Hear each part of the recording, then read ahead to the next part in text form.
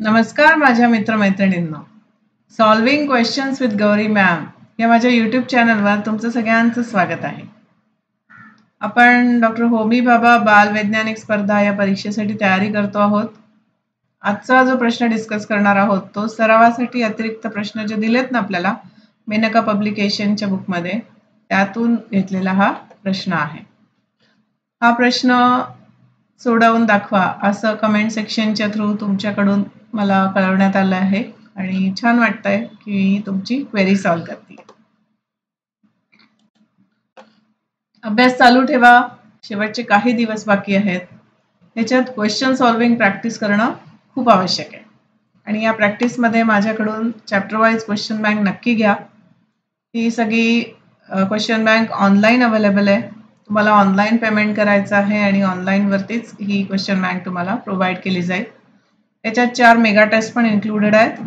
त्याच्यामुळे 100 मार्काची परीक्षा वेळ लावून अशी छानपैकी सोडवून बघता येईल आणि कम्प्लीट प्रिपरेशन तुमचं परीक्षेसाठी होईल. तर ही नक्की घ्या.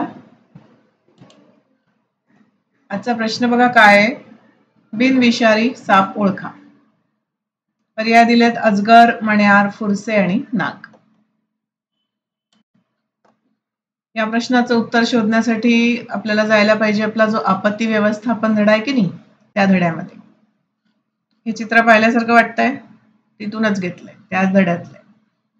सर्पदंशावरती उपाय त्यांनी सांगितलाय. जसं पायाला जर इथे साप चावला असेल आपल्याला सांगितलंय की इकडे वरच्या बाजूला घट्ट कापडाची घट्ट पट्टी बांधायची.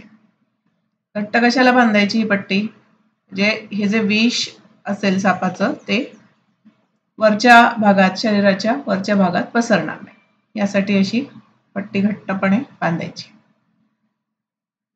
प्रथम उपचारामध्ये हा उपचार येतो आणि मग नंतर लगेचच आपल्याला डॉक्टरकडे तर न्यायचंच आहे रुग्णाला. त्यानंतर लक्षात ठेवण्यासारखी, लक्षात घेण्यासारखी गोष्ट ही आहे की सापांच्या एकूण जाती जवळपास 2000 आहेत. पण त्यातले विषारी साप जे आहेत ते अगदीच थोडे आहेत. पहा, नाग, मण्यार, फुरसे, घोणस आणि समुद्र सर्प. साप चावल्यावर बहुतेक वेळेला असं होतं की साप चावला याचीच खूप भीती असते. साहजिक आहे, अगदीच साहजिक आहे. पण त्या भीतीने खूप जास्त घाबरून जायचं नाही आणि हा प्रथमोपचार करायचा आणि लवकरात लवकर रुग्णाला दवाखान्यामध्ये घेऊन जायचं. हे आपल्याला करायला हवं. आणि याच्याशिवाय साप जर दिसला आपल्याला तर त्याला मारायचं नाहीये. सर्पमित्राशी संपर्क करायचा आहे आणि ते येतात सर्पमित्र, त्यांना व्यवस्थित माहीत असतं सापाला कसं पकडायचं. ते पकडतात आणि ते योग्य ठिकाणी त्या सापांना त्यांच्या अधिवासामध्ये सोडून येतात. ठीक आहे ना? कारण कुठल्याच प्राण्याला आपण मारायचं नसतं. ते प्राणी आपल्याला तसे डायरेक्टली काही त्रास देत नसतात. पण आपण जर त्यांना छेडायला गेलो, त्यांच्या अधिवासात गेलो, त्यांच्या ठिकाणी आपण काहीतरी मध्ये मध्ये केलं तर मात्र मग ते स्वतःच्या रक्षणासाठी आपल्यावर हल्ला करतात. तर एवढा समजूतदारपणा आपल्याला दाखवायचा आहे दोन्ही वेळेला. साप चावल्यावरती घाबरून जायचं नाहीये, पेशन्स ठेवायचा आहे आणि कोणाला जर दुसऱ्याला आपल्याला मदत करायची असेल तर त्यावेळीही आपण एकदम पेशंटली शांतपणे मदत करायची. ठीक आहे.